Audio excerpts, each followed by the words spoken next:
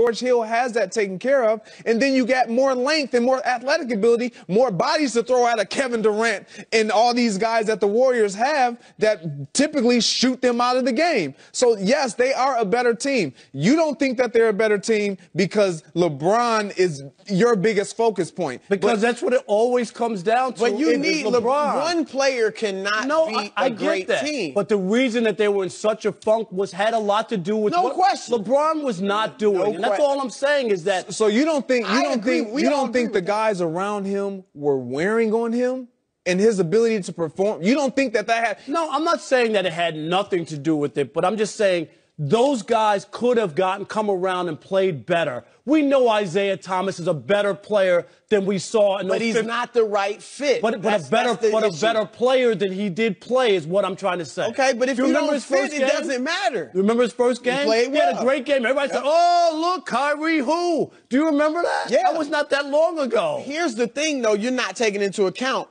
The team they had a week ago was slow. It was old. Yes. There were several players that did the same thing. They had slashers that couldn't really shoot outside, that needed the ball, that were used to being the number one options.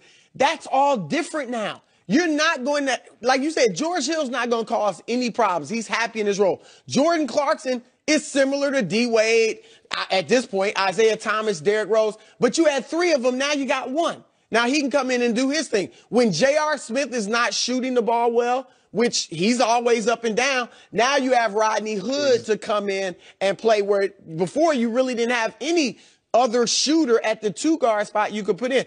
They're just, the pieces fit so much better, and that's what you're not taking into account. This is what was sold to us during the offseason. When all the players moved and, oh, my God, the NBA, I don't know what's going to happen. No, we do know what's going to happen. Before the season, right, it's going to be the Cavs and the Warriors. I never flinched from that's going to be the NBA Finals for the fourth year in a row. I never believed in Boston without Hayward that all of a sudden, with them losing one of their big pieces, that they were going to beat LeBron James in a 4 out of 7 series. I never bought into that. And I know that they didn't play up to their potential, but I know where LeBron is. You can't beat that guy 4 out of 7. And those other guys were eventually going to come around. That they were going to play better than to what? That's the thing. Play better than where they were playing. Are you saying Cleveland doesn't have a better look? Again, I'm not picking them over the Warriors, but are you saying they don't have a better chance of matching up with the Warriors now than they did 3 days ago or 4 days ago? So instead of losing in 5 games, they're going to lose in 4, or they're going to lose in 6? Which one? Losing in 6. Impressively, would be better than 5-game sweep, I'm not as you call them that either. I'm not. And I'm gonna wait and see. I'll see how they improve. But you have the best player in the world. You have athletic young pieces, shooters, guys who can defend, and they have the athleticism and the strength to be good defenders if they're taught the right technique and buy in, which I believe they will. Look, I'm just saying, let's see how they improve going forward, but they're much better. There's no question. It blows me away because we always talk about, go to football. We talk about Aaron Rodgers or are the Packers wasting his talents with the guys around him because they hadn't brought in the personnel to fit and be as productive as he has been.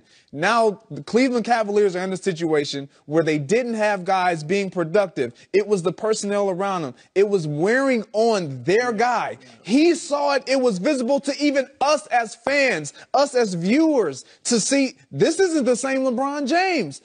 We had never seen LeBron perform and look in his disposition the way he had been looking these last few weeks. He knew, I believe he knew that this is not the constructive team that we've put together that can even get out of the East and without being unscathed to even have anything left to compete in the finals. I truly believe he believed that. And that's why they went younger. That's why they got more athletic. That's why they got guys who, if JR is not having his 12-point year average a game, put in Rodney Hood. Let's go. Let's get another shooter out here. Mark my words. This will be LeBron James and the Cosby kids, because that's what they brought in, some kids who haven't done that other than George Hill's played 83 playoff games, but you're really asking for some guys who haven't been on that No, spotlight and haven't been in those situations where the other guys that you did have played in some big moments in big games, and maybe it wasn't working. Here's the thing. I still would rather have veterans who have been in those big moments. Remember. But you do. Right. Is Kevin Love not still there? Oh, I know Kevin Love is there. Tristan Thompson. No, but you just told me the four guys they Tristan Thompson, got. Kevin Love, J.R. Smith. So what about these Kyle four guys? Korver? You're telling me They the team still was have- changed. They have a mixture. The guys it that- was too old. Now it's a good mix Look, of young and old. Even with the guys that they had acquired prior to all of this, in the beginning of the season, the one that they stuck with, Jeff Green, he was the best too. He was the best acquisition. Yep. Why? Because he was more athletic. He's a more of a two-way player that's going to give you good defense, athletic ability. He's going to give you the energy, and he can hit some threes. He can spread the court. He can do everything. He's more versatile. So when I look at Kevin Love, honestly, with the way they played last night, I'm looking at how does Kevin Love really fit in, because offensively, Slow down, brother. Wait a minute. No, don't get crazy now. No. Because offensively, the game slows down when you're trying to play through Kevin Love, because he's more of a half-court set player. Well, you don't have to play through him. You put him at center. Since now it's only 2 games, but at center against the Warriors, he's averaged 24 points and 12.5 rebounds. In the past years when he's been at the power forward, he couldn't even hardly stay on the court against Golden State. But you put him at the 5, now you're cooking, because you can put him outside. You don't run the offense through him, but you have him out on the three-point line. He can hit threes, occasionally go in the post. Yeah, here's where I agree with you, Rob.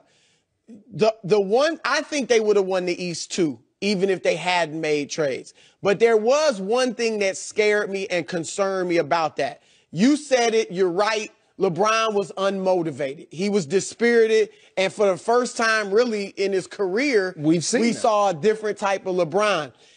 They may have gone into the playoffs feeling that way. He may have gone into the playoffs thinking, okay, we can win the East, but once we get there, we're going to get demolished. And that lack of motivation may have come back to bite them and allowed them to get upset in the Eastern Conference playoffs.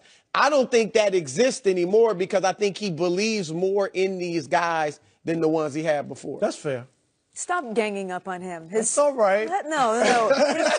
Your suit and tie combo is absolutely tragic. We can't. I don't want them to keep ganging up on you. You can't handle it for 3 now, full tragic, hours. That's like bad meaning good, right? Tragic meaning good. No, it's not. Oh, it's the real tragic. No. Well, he's Detroit. It's not that's like repping Detroit. No, like you're getting at. No, it's not like me saying that's bad or you're bad and meaning that's hot. No. That's not what it is. It's tragic. It's whack. Come on, Holly. We love talking trash on this program. And speaking of talking trash, is Eagles offensive lineman Lane Johnson out of line for bashing the Patriots culture? Wait till you hear what he said. We'll discuss that coming up next. Get him, Don't go Lane. anywhere. Oh.